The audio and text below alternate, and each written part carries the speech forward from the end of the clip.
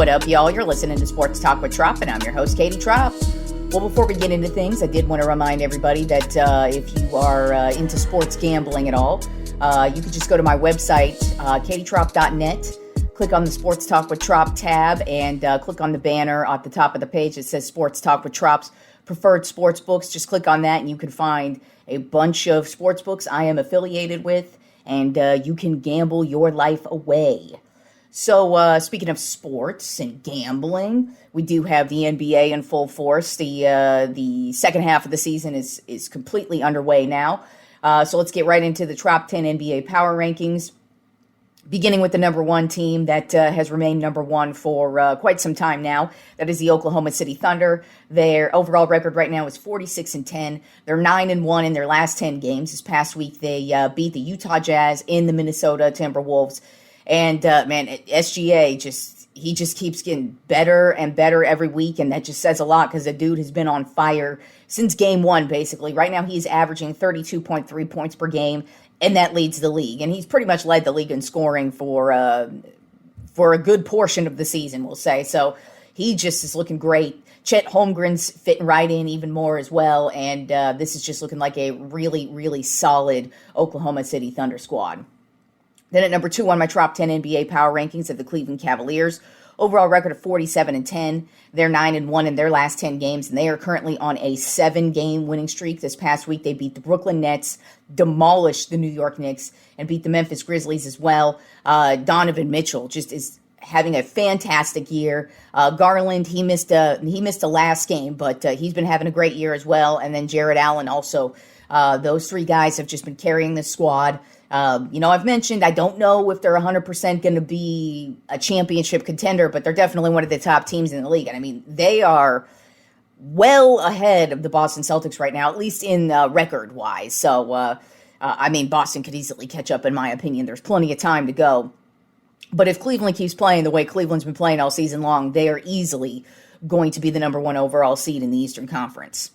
Then at number 3 on my top 10 NBA power rankings, the Boston Celtics. Overall record of 41-16. They're 9-1 in their last 10 games, and they are on a 5-game winning streak right now. This past week, they beat the Philadelphia 76ers and demolished the New York Knicks. As you can tell, that is a theme for the New York Knicks this week, getting demolished by some of the top teams in the league. But Jason Tatum, he's been having a fantastic year, but he has started these last couple of games off hot, and he has taken over these games. Jaylen Brown has been very quiet for the most part this season, but right before the All-Star break, he started to get going, and it kind of feels like he's slowly getting there. I don't know what's going on with him. This is just a very down year for him. But Jason Tatum has not lost a step, and Porzingis, he's also having a solid year as well. But Boston, they're starting the second half off just as expected, hot and looking damn good. Then at number 4 on my top 10 NBA power rankings of the Denver Nuggets. Overall record of 37-20. They're 9-1 in their last 10 games. This past week, they beat the Charlotte Hornets, but lost to my Los Angeles Lakers. But Nikola Jokic, I keep saying the dude's having a career year, and that says a lot for him. He's basically top 5 in all categories, in scoring and rebounding and assists. He is right up there with all the top guys in the league. So, there's nothing else to say. Even the other day when they were playing the Lakers, out of nowhere, he's really not doing anything in this game, or it feels like he's not doing anything in this game. And come to find out, he's got a triple-double all of a sudden in the third quarter, I believe. And I remember I was watching it, and I'm like, that's just Jokic, man. He gets a triple-double without even trying. Even when it looks like he's having a bad game, he still manages to get a triple-double. But that dude is just carrying this team. They're getting stronger, and yes, they got beat by the Lakers, but still, I would not overlook this team in any way, shape, or form. As a matter of fact, I would not be shocked if they actually start to catch up to the Oklahoma City Thunder. Now, the Thunder's going to have to start losing for Denver to really have a legit chance of catching up to them. But I think towards the end of the season, Denver is definitely going to be a force to be reckoned with, especially come playoff time. Then at number 5 on my top 10 NBA power rankings are the Memphis Grizzlies. Overall record of 37-20. They're 6-4 in their last 10 games. This past week, they lost to the Indiana Pacers. They beat the Orlando Magic and then lost to the Cleveland Cavaliers. A close one, too. But they've just been, Memphis Grizzlies, they are probably the quietest, best team in the league, and it's just they score a lot of points. They are great in the paint. Their rookies are playing well. Their veterans are playing well. Ja Morant is having a flawless season. Really no issues. Just a couple of bumps and bruises here and there, but for the most part, it's just been a very solid year for the Memphis Grizzlies, and it's going to be interesting to see what happens once we hit the playoffs, if they're able to just keep it going and actually be a legit squad that people fear come playoff time. Then at number 6 on my top 10 NBA power rankings, I have the Los Angeles Lakers. Overall record of 34-21. They're 8-2 in their last 10 games. This past week, they lost to the Charlotte Hornets, but beat the Portland Trail Blazers and demolished the Denver Nuggets. It wasn't even a close one, which was great to see. But what was also great to see is it was Luka Doncic's breakout game as a Los Angeles Laker. The last couple of games, he's been good. He's been there, but he's still got to get his legs under him from this calf injury. But Saturday, he had 32 points, 10 rebounds, and 7 assists. So he was pushing a triple-double, but did end up with the double-double. But he was on from the jump. Basically, the first quarter he went off, and there was no looking back, and it was a Luka game. LeBron also, the guy has been having a great year. It's kind of funny that a lot of guys, aren't doing the whole back-to-back thing and skipping a lot of games. Not 40-year-old old-ass LeBron. He ain't skipping. He hasn't been skipping the games like most of these young cats are, which is just hilarious to see. And he's playing at a high-ass level. It's really cool to see the connection he and Luka already have, and they've only got a few games under their belt. So as the season wears on, like I said, I felt like they had an outside shot at a championship. I still feel like they have an outside shot because they have a lot of work to do, but they keep playing like this and they keep getting stronger and actually playing defense, because that's another thing that they've been doing. They've been playing some good defense for the last couple of weeks, right? Even before the All-Star break, they've been playing great defense overall, even without Anthony Davis, which was my big issue. When we traded Anthony Davis, I knew we were going to lose a huge chunk of defense. And actually, so far, the defense has not suffered like I thought it would. Then at number 7 on my top 10 NBA power rankings of the New York Knicks. Overall record of 37-20. They're 6-4 in their last 10 games. This past week, they beat the Chicago Bulls, but lost to the Cleveland Cavaliers and the Boston Celtics. And they weren't even just mediocre losses. They were just not even close. The Knicks had no shot at all, and that is the Knicks' big problem, is they are a good team. They're great defensively. They don't really have issues scoring. It's just once they play the good teams, they can't beat them, and they haven't. I think they're 0-7, I believe is the stat, with them against the Cavaliers and the Celtics. Those are the two top teams in the East, and that's who they're going to have to compete against once they hit the playoffs, and those are the two top dogs. I would take... for the playoffs started today, I would easily take both of those squads over the New York Knicks, just because they have not been able to put it together against a good team.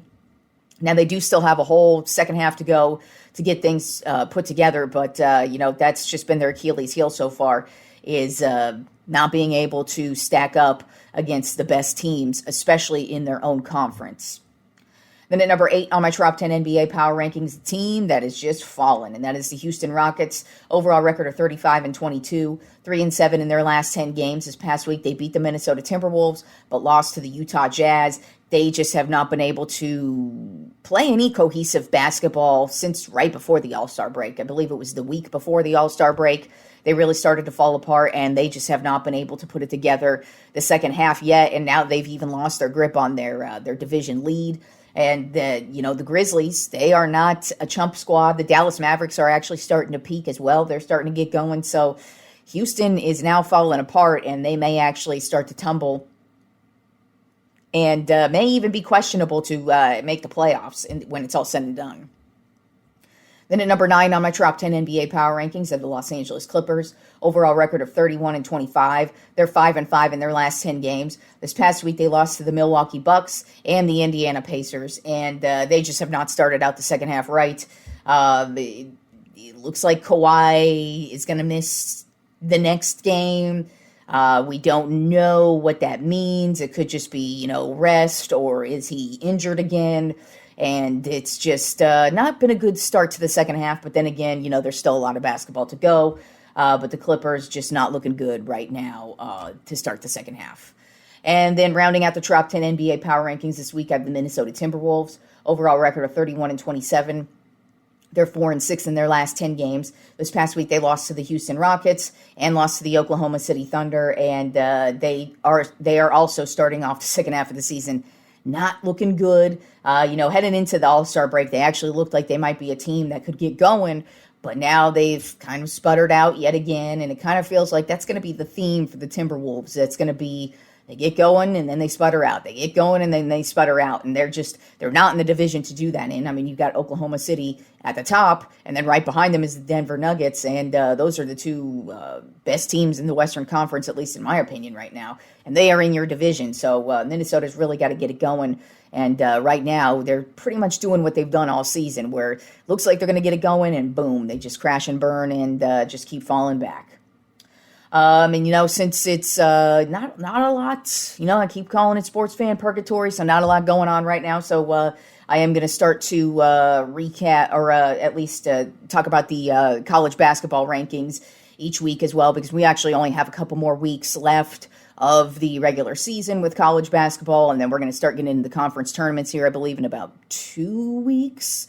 And then after that, it's March Madness, of course. So the teams that we're talking about now are pretty much the teams that we're going to be looking at as legitimate championship contenders come March Madness. So right now, the number one ranked overall team is Auburn. And what's really crazy, actually, about looking over the college basketball rankings, in the top 10, it is SEC heavy, which is crazy because SEC used to be just football, football, football. And I want to say over the past 5, 6, 7 years, the basketball in the SEC has really started to get good. I mean, we're not used to seeing Alabama's, playing good basketball.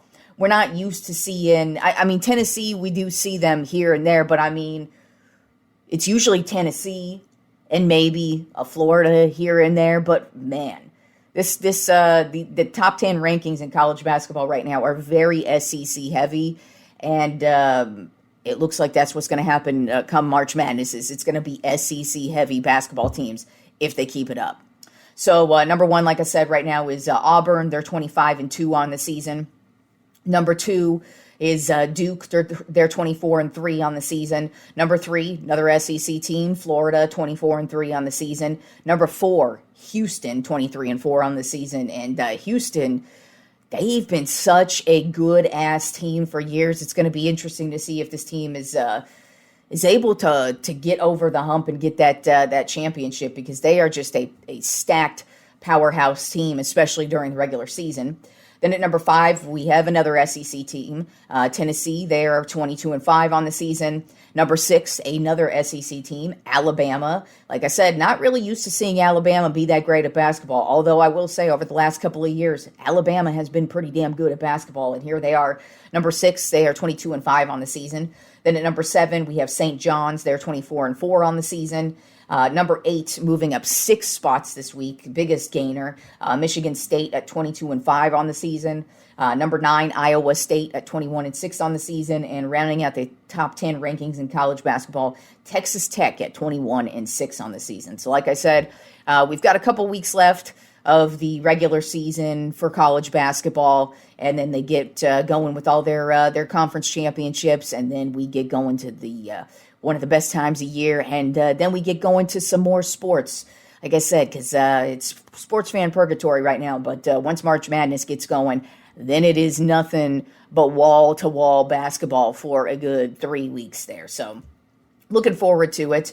But this is a good time to really lock into college basketball, because now you're going to start to see teams take shape. And then, like I said, the conference championships are coming up. So you're going to see some tournament style play and some upsets and some teams get going for that March Madness push. All right, y'all, enjoy the rest of the week of sports, and I will talk to you fools on Friday.